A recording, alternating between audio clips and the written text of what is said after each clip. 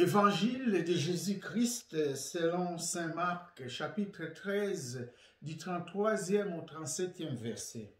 En ces temps-là, Jésus disait à ses disciples, « Prenez garde, restez éveillés, car vous ne savez pas quand sera le moment. » C'est comme un homme parti en voyage. En quittant sa maison, il a donné tout pouvoir à ses serviteurs, fixé à chacun son travail, et demandez au portier de veiller.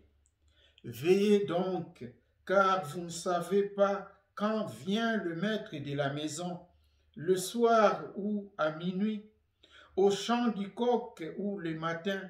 S'il arrive à l'improviste, il ne faudrait pas qu'il vous trouve endormi. Ce que je vous dis là, je le dis à tous, veillez. Chers frères et sœurs, veillez, veillez, veillez. C'est ça l'évangile d'aujourd'hui. Aujourd'hui, c'est le premier dimanche de l'Avent. Donc, nous entrons dans une période de l'Avent. Premier dimanche de l'Avent, l'année B. Toute l'année, c'est l'évangile selon saint Marc qui va nous accompagner. Et comme nous le savons, l'évangile selon saint Marc, c'est l'évangile le plus court. C'est l'évangile adressé aux chrétiens venant du paganisme. Donc c'est cet évangile-là qu'aujourd'hui nous allons écouter.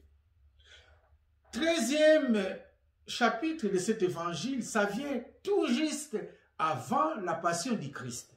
Et c'est cet évangile-là qui nous est proposé aujourd'hui. Et le mot qui domine dans cet évangile, c'est veiller.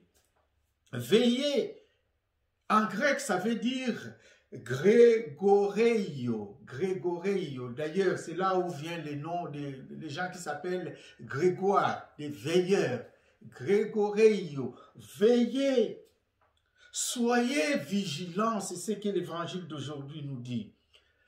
On compare la vie à une nuit. Mais alors, il faut veiller. La vie devient une nuit. Alors, pourquoi on compare la vie à une nuit? La nuit symbolisait quoi dans le judaïsme? N'oublions pas, dans le judaïsme, on ne voyageait jamais la nuit. Parce que la nuit, c'était le temps de danger. Rappelons-nous, Jésus, avec les disciples d'Emmaüs, reste avec nous car il fait tard. Reste ici.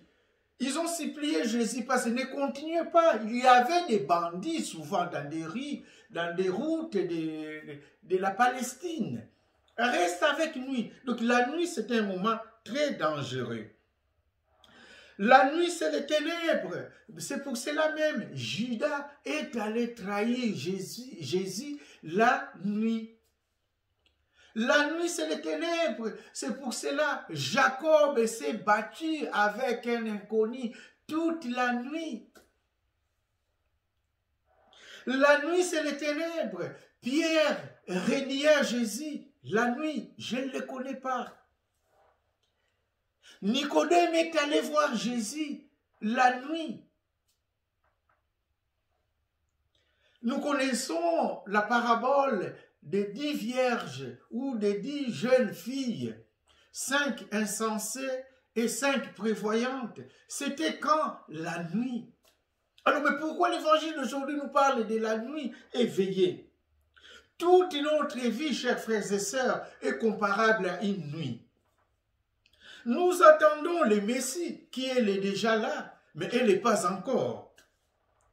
Alors, le père Charles de Foucault, ou bienheureux Charles de Foucault disait, « Essaye de vivre chaque jour comme si tu allais mourir ce soir. » Veillez, veillez, ou veillons, chers frères et sœurs, car nous ne savons ni le jour ni l'heure. Tant qu'on est encore dans la nuit, il faut veiller. Et la nuit, c'est quoi? C'est notre vie. La vie est comparable à une nuit. Donc, il faut veiller. Car un jour, nous allons nous réveiller avec le Christ qui est là.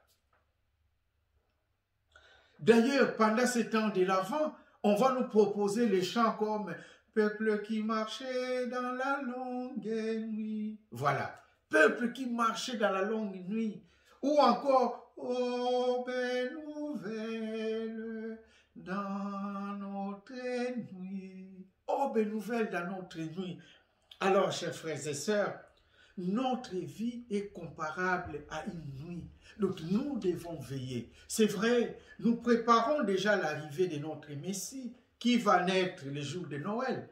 On se prépare pour ça. Mais aussi, notre vie est comparable à un avant. A-V-E-N-T, avant. Notre vie, c'est aussi l'avant. Nous nous préparons pour l'arrivée de Messie, mais nous nous préparons aussi pour son retour quand il va venir. Donc, nous devons être des veilleurs, car nous ne savons ni les jours. Donc, nous devons nous préparer. Or, préparer, cela veut dire, Jésus nous a donné tous ces secrets-là.